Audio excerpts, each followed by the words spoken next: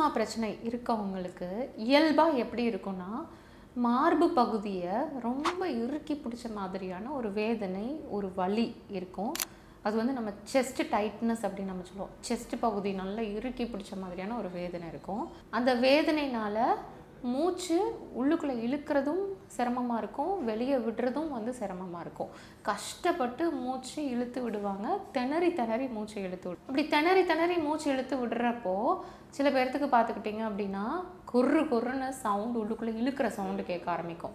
சளி வந்து மாட்டிக்கிடுச்சு அப்படின்னா கொர்ரு கொர்ருன்னு அவங்களுக்கு இழுக்கிற சவுண்டு மாதிரி கேட்கும். அதுக்கப்புறம் சில பேர்த்துக்கு பார்த்துக்கிட்டிங்கன்னா ஏதாவது குழல் ஓசை, யாழ் ஓசை, வீணையோட ஓசை, அது எல்லாமே அந்த வாத்தியங்களோட ஓசை வந்து எப்படி இருக்குமோ அது மாதிரி ஒரு சவுண்ட் வந்து நம்மளுடைய ரெஸ்பிரேட்டரி ட்ராக்டுக்குள்ளே கொர்ரு கொர்ருன்னு இழுத்துட்டு இருக்க சவுண்டு, இல்லை ஒரு மாதிரி மியூசிக்கல் சவுண்டு வந்து நம்மளுக்கு கேட்க ஆரம்பிக்கும்.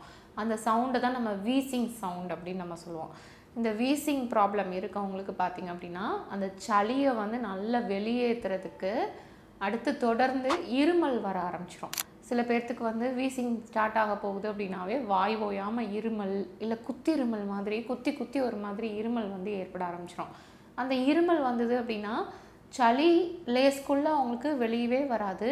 அப்படியே வெளியே வந்தாலும் இவ்வளோண்ட குட்டியாக ஜவ்வரிசி இருக்குது பார்த்தீங்களா, அந்த அளவில் குருணையாக கொஞ்சமாக சளி வந்து வெளியேறும். சளி வெளியேறிட்டால் ஃப்ரீயாக இருக்க மாதிரி இருக்கும். ஆனால் எவ்வளோ இருமுனாலும் சளி வந்து வெளியே வராது. நார்மலாக இருமல் நிறைய வரும், ஆனால் சளி வந்து வெளியே வராமல் உள்ளுக்குள்ளே அடைச்சிக்கிட்டே கொர்ரு கொர்ருன்னு இழுத்துக்கிட்டே அவங்களுக்கு சவுண்ட் இருக்கும். ரொம்ப இருமுறாங்க அப்படின்னா சளி சில பேர்த்துக்கு வந்து வயிற்று பகுதிகளில் போயிடுச்சு அப்படின்னா உடனே வாமிட் மாதிரியும் ஒரு சில பேர்த்துக்கு வர ஆரம்பிச்சிரும்.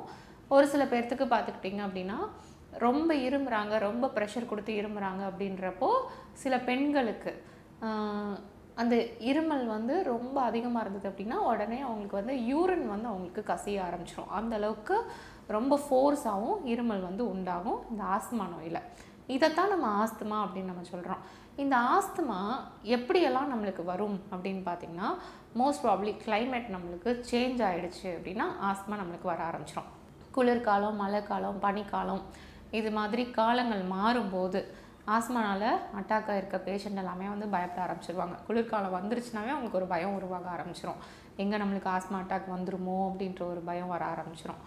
காமனாக நம்மளுக்கு அந்த கிளைமேட் சேஞ்ச் ஆகிறப்போ இந்த ப்ராப்ளம் நம்மளுக்கு உருவாக ஆரம்பிக்கும். அதுக்கப்புறம் ஒரு சில பேர்த்துக்கெலாம் பார்த்திங்கன்னா டஸ்ட் அலர்ஜி, டஸ்ட்டு, தூசி, துகள், இல்லை வீட்டில் ஏதாவது பெட் அனிமல்ஸ் ஏதாவது வச்சுருக்கோம், நம்மளுக்கு நாய், பூனை அந்த மாதிரிலாம் நம்ம வீட்டில் வச்சுருக்கோம் அப்படின்னா அதனுடைய ரோமங்கள், அதனுடைய நுண்ணிய ரோமங்கள், அது மேலே இருக்கக்கூடிய கிருமி, அது மேலே இருக்கக்கூடிய தூசி, அது எந்நேரமும் வெளியே தானே இருக்கும். கீழே தரையிலலாம் உருண்டு பரண்டு, மண்ணிலலாம் உருண்டு பரண்டுட்டு தானே இருக்கும். ஸோ அது மேலே இருக்கக்கூடிய டஸ்ட்டு, அது ஒரு சிலிர்ப்பு சிலுத்துருச்சுன்னா அந்த டஸ்ட்டு ஃபுல்லாக அப்படி பறக்கும், முடி ஃபுல்லாக பறக்கும்.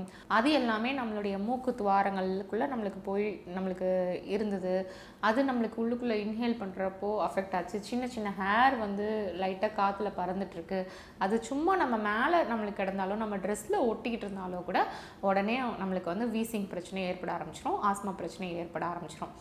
அனைத்து வகையான நாள்பட்ட நோய்களுக்கும் அறுவை சிகிச்சை இல்லாமல், எந்தவித பக்க விளைவுகள் இல்லாமல், வாழ்நாள் முழுவதும் திரும்ப வராமல் இருக்க இயற்கை முறையில் ஹெர்பல் மருந்துகள் மூலம் எங்கள் ஆரூஷ் ஹெர்பல் மருத்துவமனையில் சிறப்பு சிகிச்சை அளிக்கப்படும்.